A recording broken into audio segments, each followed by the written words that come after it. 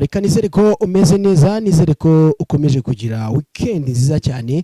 Ubwo ni kuri wowe uri ahantu hagiye hatandukanye, kuba ari mu Rwanda, kuba ari hanze y'u Rwanda, kuba ari muri Kigali ndetse no mu turere tugiye dutandukanye. Komeza ugubwe neza, komeza ugire weekend nziza. Turi ku itariki 21 ukwezi n'ukwa gatandatu umwaka 2025. Turi muri weekend nyine nk'ibisanzwe. Ni amakuru ari kuvugwa kuri Iran ndetse na Israel, ese bigeze hehe? Uyu ni umunsi wa 8 gutyo wa 9 intambara rero kuri Iran ndetse na Israel, umuriro ukomeje kwaka, abaturage bakomeje kubura ibintu byabo, cyangwa se ibihugu hagati ya Israel ndetse na Iran bikomeje kugenda bihomba gake gake kubera intambara barimo. Amakuru kano kanya yizewe nakubwira nuko witwa Trump, cyangwa se igihugu cye, cyangwa se nyine perezida ariwe Trump yaba yahawe gasopo ku kwivanga mu bitero bya Iran ndetse na Israel. Muri make Amerika yahawe gasopo ku kwivanga mu bitero bya Iran ndetse na Israel. Minisitiri wungirije w'ububanyi n'amahanga rero wa Iran Said Khatibzadeh yatangaje ko niba Amerika yibeshye ikivanga mu bitero byo biri kuba bya Iran ndetse na Israel, akarere k'iburasirazuba bwo hagati kazahinduka nk'ikuzimu. Akarere k'iburasirazuba bwo hagati kazahinduka nk'ikuzimu. Kuwa kane ibiro bya perezida wa Amerika White House byatangaje ko mu gihe kitarenze ibyumweru 2 biri imbere, Trump azafata icyemezo cyo kwinjira mu ntambara mu buryo butaziguye cyangwa kuyireka.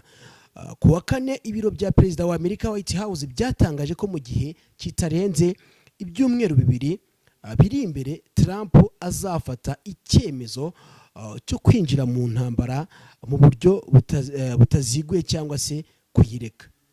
Minisitiri Said Khatibzadeh mu kiganiro agiranye na BBC yavuze ko iyi atari intambara ya Amerika, kandi ko mu gihe perezida Donald Trump yakivanga muri intambara azahora yibukwa nka perezida winjiye mu ntambara itamureba. Mu gihe Trump yakomeza kwivanga muri iyi ntambara azahora yibukwa nka perezida wivanze cyangwa se winjiye mu ntambara itamureba. Yavuze ko rero Amerika ibyivanzemo intambara yahinduka isayo, bikongera ubushotoranyi ndetse bigatuma aya marorerwa y'ubugome arushaho gutinda kurangira.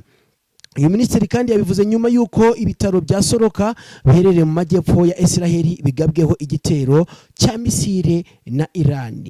Uyu minisitiri yabivuze nyuma yuko ibitaro bya Soroka biherereye mu majyepfo ya Israel bigabweho igitero cya misile na Iran. Igitangazamakuru cya leta ya Iran rero cyatangaje ko icyo gitero cyari kigamije ku kigo cya gisirikare kiri hafi y'ibyo bitaro aho kuba kuri ibyo bitaro. Ibitangazamakuru bikorera muri Iran byatangaje ko icyo gitero cyari kigamije ku kigo cya gisirikare kiri hafi y'ibyo bitaro aho kuba kuri ibyo bitaro. Igisirikare cya Israel cyatangaje ko cyarashe ku bigo bya nuclear bya Iran birimo ikigo kitagikora cya Arak gikoresha amazi menshi ndetse n'ikigo cya Natanze. Iran ntiyatanze amakuru mashya ku bapfuye n'abakomerekeye muri ibyo bitero bya Israel yagabye muri Iran. Minisitiri Khatibzadeh yashimangiye ko diplomasi ariyo mahitamo ya mbere, ariko ko mu gihe igihugu cye gikomeje kumishwaho ibisasu badashobora gutangira ibiganiro. Yakomeje avuga ko ibitero bya Iran kuri Israel ari ukwirwanaho kujyanye n'ingingo ya 51 mu mahame shingiro y'umuryango w'abibumbye. Yavuze ko bari mu nzira ya diplomasi ubwo ibintu byazambaga rero ku itariki 13 y'ukwezi kwashize, ubwo Israel yagabaga ibitero ku bigo bya nuclear bya Iran ikica abajenerali benshi ndetse n'abahanga mu by'ubumenyi bwa nuclear. Minisitiri Khatibzadeh yavuze ko iyi ntambara yabayeho nta bushotoranyi bwabanje kubaho ndetse ko ari intambara itari ngombwa. Muri make ngo iyi ntambara ntabwo iri ngombwa. Yavuze ko Perezida Trump abizi neza kurusha undi muntu uwo ari we wese ko bari hafi kugera ku masezerano, ariko Israel ikabisubiza irudobe.